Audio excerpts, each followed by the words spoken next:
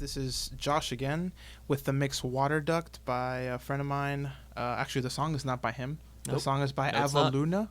Is that right? Ava Luna? Ava Luna. Ava I'm not Luna, sure. I haven't Ava met them. Luna. I It was a like- practice mix. That's I don't know. fine. So, yep. Like you said, this is a practice mix available on the link below. I'd be sure to go ahead and get that as soon as this video comes out after September 1st. Its availability might change a bit. But like I said, this mix was done initially by my friend Sean. Say hi, Sean. Hey, guys. And the link to his mix is actually in the description, and so is a link to mine.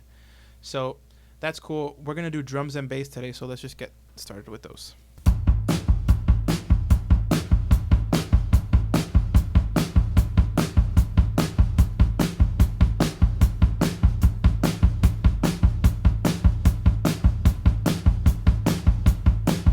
So, sounds pretty straightforward. We got some drums.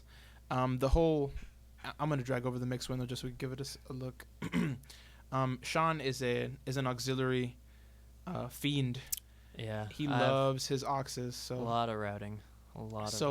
basically what we did here is that he does do some cool stuff in this mix, kind of like comping, just basically printing what he did on his kick, making it inactive, hiding it. But I just kind of unhid it so we could give it a look-see for now.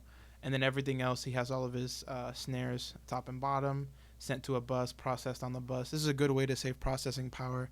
And Sean's on a laptop now, so this is actually pretty impressive mix to get done on a laptop. And there's a ton of wacky automation that we're going to look at in future videos. And but like I said, we'll get there when we get there. So Sean, if you want to kind of walk us through your initial mix process, we can kind of get this going. Yeah, sure. Generally, how I start all my mixes is I'll go through and I'll get a rough balance for everything, kind of get my panning done and everything like that too. And then I'll go by and take things piece by piece. So I'll generally start with drums and go to bass, kind of get the rhythm section going. So then I'll also go to like rhythm guitar, then lead guitar, and yeah. So just things like that. But so with the drums, the way that I set everything up, like Josh was talking about, I like my auxes, so in order to just do one plug-in for like the overheads, just send them all to that. I also do things kind of weird. I end up doing like 3 rounds of parallel compression, so that's what these are over here. So I have all my things send in to the parallel compression or their buses, and then all the way over down here in the light blue, I have just overall like group buses, if you will. So all the drums are coming over here, which I have some stuff going on over here as well. So when I like to start drums, I'm kind of in the mindset that I like looking at it as a kit as a whole and not the individual mics. So I'll generally start with like the overheads and the rooms and just get a good idea of how everything sounds there, and then put in the spot mics in to mix with that as well. So Josh already played the... Actually, before we actually get started playing, talk a little bit about how this was recorded. I know we have a little bit of information. This isn't your typical No, drum it's not. setup. The website that they did it is called Shaking Through, I believe. And so their main goal is to kind of just show how a song's done, like the entire writing process and everything like that. So this was done in New York, I believe. And it was kind of done in a small room. I was watching the video for it, and they're a band that likes to play live, so they wanted to make sure that they could do all of this live. So there was no overdubbing or anything like that. I mean, they did vocals and everything separately, but all the things that got recorded, they made sure that they could do whole as a band. Yeah, and like if you notice while we're listening to the track, the drums might come in and out of time. As a whole, the band does play in time, so Sean didn't actually go through and make sure everything was locked in. This is one of those rare cases where it actually feels good to have it that little bit out because the band's playing together. Right. So, yep, that's just a little bit of insight as to what we did. So, Sean, go ahead. You can drive here and let's listen. Cool. So, like I said, start with the overheads. So, a cool trick that I saw off a group that I'm a fan of on Facebook called Pensado Students. It's based off of a web series. I saw this video from a Waves tutorial where the guy threw the LA2A on there, and I don't want to play it real quick because I had the crazy gain boost out of it. But so what I generally go for with this is, let me just make sure that the overheads alone are soloed. Is that my group for it? Nope. 1 second. Oh, I'm not even on the overheads. Whoops. Okay, so this is just the overheads in of itself. I'm talking over the music. It's okay, man.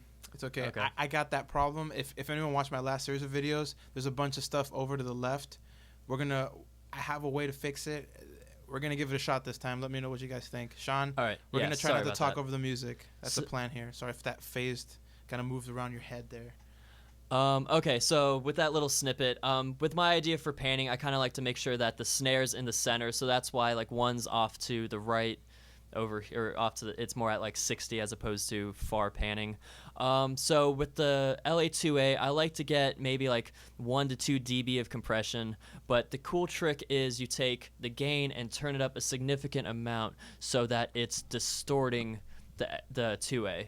And so you go from there into the SSL bus compressor, and so when you play it together, like you'll see, it's pretty much just sticking the compressor over here. So I made sure to boost that a bit, take up all the makeup gain because it just makes things crazy loud when you do this. The threshold's down all the way, so I literally can't do any less compression than that ratio at 2 to 1. That's a pretty quick attack. Generally, I go for more like 10 or 30 milliseconds, but that's what I liked with this one, so kept it there. And then after the fact, I put the C4 on there to kind of take care of the cymbals because it got a little harsh, so wanted to take care of that. So really quickly, I'll just bypass everything and bypass everything and then put it all in slowly. So you might want to turn your volume down because the LA2A does make things really loud.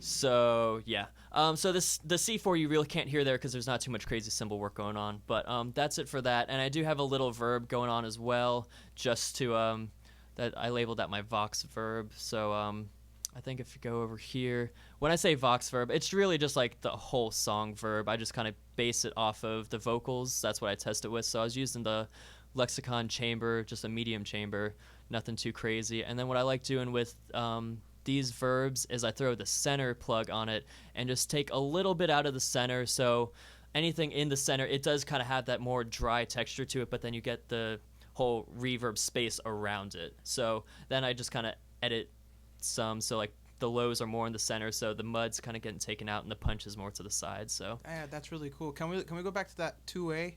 One of the lesser known features of the 2A, if we were to click on that, is the kind of like I would call it like a high attenuation, that high frequency flat. Yeah. Can you talk a little bit about what you do in there? Yeah.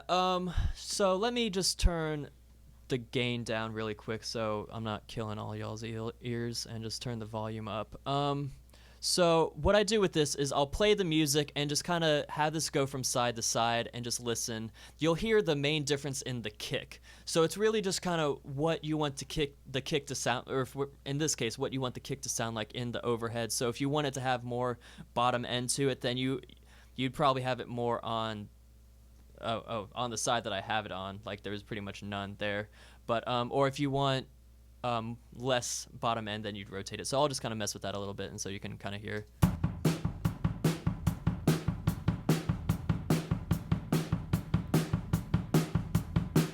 Yeah, you could definitely hear that the bottom end was kind of sucked out once we made it a little closer to that flat. It kind of did kind of like flatten out the kick itself, not just the frequency range. That was pretty cool. And if you do notice, when we do a lot of our wave stuff, we like to turn off the analog. Yes. Because after we get a bunch of those going, it gets really loud and really obnoxious. And then as we compress that, it gets crazy loud. So especially in the mastering stage, like when you just have, like when nothing's playing after you have like your main, like your L2 or whatever you use for mastering, you can like see the hiss at the bottom. It's that audible. So yeah. So we, sorry waves, we just like that off. But thanks for the option to turn it off. So yeah, we can go on to the next stage there? Yeah, so that's kind of the overhead. So I go from overheads to room. So if you want to solo the room as well. So this is... So that's just kind of what I think like the kit should sound like as a whole. So with the rooms, I didn't really do anything. I had the trim plug-in, just trying to get like some gain staging, because before that, they were boosted pretty high. So I took like 6 dB out of... just lowering it essentially just to kind of get some better gain staging. And that's your standard Yeah, Pro that just Tools. comes straight with Pro Tools. Great. Yeah, that's cool. Yeah, so that's that. I want to just solo the drums, I guess.